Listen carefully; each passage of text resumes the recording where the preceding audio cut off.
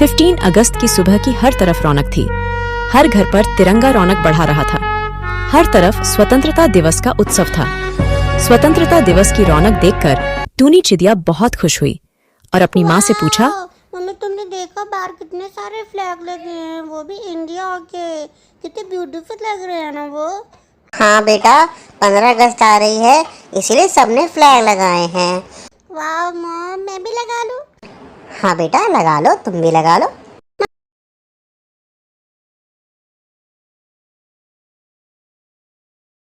Mummy हमने इतने सारे फ्लैग लगाए थे और बाहर भी लगे थे, पर सारे तो जमीन में पड़े हैं, कोई उठा भी नहीं रहा। मैंने तो अपने चारों उठा लिए, बट मम्मी बाकी के फ्लैग चाहिए, उनको भी तो उठाना चाहिए ना। हाँ बेटा, अब क्या कर सकते हैं, लोगों की आदत बन गई है।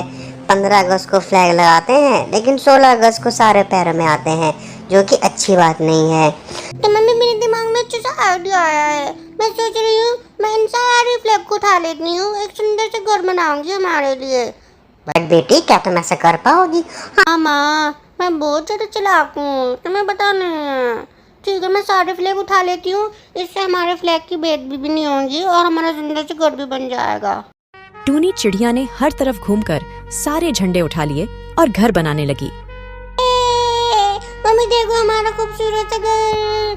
वाह! हमें अपने तिरंगे की कदर सिर्फ स्वतंत्रता दिवस पर नहीं, हर दिन करनी चाहिए। टूनी चिड़िया अभी बहुत छोटी थी और उसके माता पिता गुजर गए थे। टूनी अपनी दादी के साथ रहती थी। जब भी टूनी दादी को पूछती कि उसके माता पिता कहाँ हैं, तो दादी को कहती, आसमान में जो तारे दिख रहे हैं उनमें से ही तुम्हारे माता पिता है। रोज रात को टूनी तारे देखती और अपने माता पिता को याद करके उनसे बात करती। दादी की उम्र बहुत हो चुकी थी। दादी को लगा कि उनके बाद टूनी की देखभाल कौन करेगा, तो दादी ने टूनी के चाचा चाची को बुलाया और उनसे कहा, बेटा, अब टूनी की जिम्मेदारी तुम्हारे ऊपर है। मैं अब कुछ ही दिनों की मेहमान हूँ। उम्मीद करती हूँ कि तुम टूनी को अच्छे से रखोगे। हाँ हाँ माँ, हम टूनी को अच्छे से रखेंगे। और दादी टूनी को उसके चाचा चाची के साथ भेज देती है। अब टूनी चाचा चाची के घर चली जाती है। अब चाची उससे बहुत काम कराती है और उसको कहती है, अगर तूने अपने चाचा को कुछ भी बोला तो कल से तुझे और भी ज्यादा काम करना पड़ेगा। अब टूनी बहुत दुखी हो जाती है और अपने माता पिता को बहुत याद करती है। टूनी बहुत रोती है, लेकिन चाची को टूनी पर बिल्कुल भी दया नहीं आती। एक दिन रात को टूनी बाहर बैठकर सितारे को देख रही होती है। उस दिन आसमान में एक ही सितारा होता और जब टूनी उस सितारे को देखती है तो टूनी को लगता है जैसे उस सितारे से टूनी की माँ बात कर रही हैं। और अचानक वह सितारा जमीन पर आ जाता है और उसकी माँ का रूप ले लेता है। माँ आप? हाँ बेटा, मैं। आप यहाँ कैसे आई माँ? और पिताजी कहाँ हैं? आप लोग मुझे छोड़कर कहाँ चले गए? बेटा हम कहीं नहीं गए, हम यहीं हैं तुम्हारे पास। अब मैं आपको कहीं नहीं जाने दूंगी, आप मेरे ही पास रहोगी। नहीं बेटा, मैं तुम्हारे पास नहीं रह सकती, लेकिन मैं तुमको ये सितारा देकर जा रही हूँ, ये तुम्हारी हमेशा रक्षा करेगा। इतना बोलकर टूनी की माँ वापस आसमान में सितारा बन जाती है। टूनी बहुत रोती है और रोते रोते बाहर ही सो जाती है। जब सुबह उसकी नींद खुलती है तो उसके हाथ में सितारा होता है। वह जल्दी से जाकर वह सितारा छुपा कर रख देती है। आज टूनी का जन्मदिन होता है। चाचा टूनी को बहुत प्यार करते हैं। वे टूनी से पूछते हैं, टूनी बेटा, तुमको आज क्या चाहिए? आज तुम्हारा जन्मदिन है ना? हाँ चाचा, लेकिन मुझे कुछ नहीं चाहिए। लेकिन चाचा नहीं मानते और टूनी को बाजार लेकर जाते हैं, उसे नए कपड़े और मिठाई दिलाते हैं। टूनी बहुत खुश होती है, उसे बहुत अच्छा लगता है।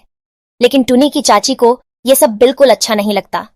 जब टूनी घर आती है तो चाची उस पर बहुत चिल्लाती है और उससे बहुत सारा काम करवाती है।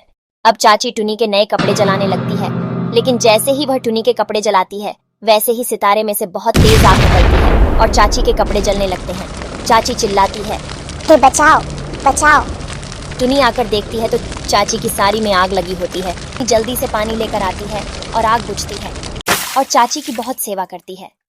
यह सब देखकर चाची को अपनी गलती का एहसास होता है। वह टूनी को कहती है, मुझे माफ कर दो, मैंने तुमको बहुत परेशान किया है। और टूनी को अपने गले लगा लेती है। टूनी को समझ आता है कि यह सब सितारे ने किया है। टूनी रात को सितारे से कहती है कि मुझे माँ से मिलना है।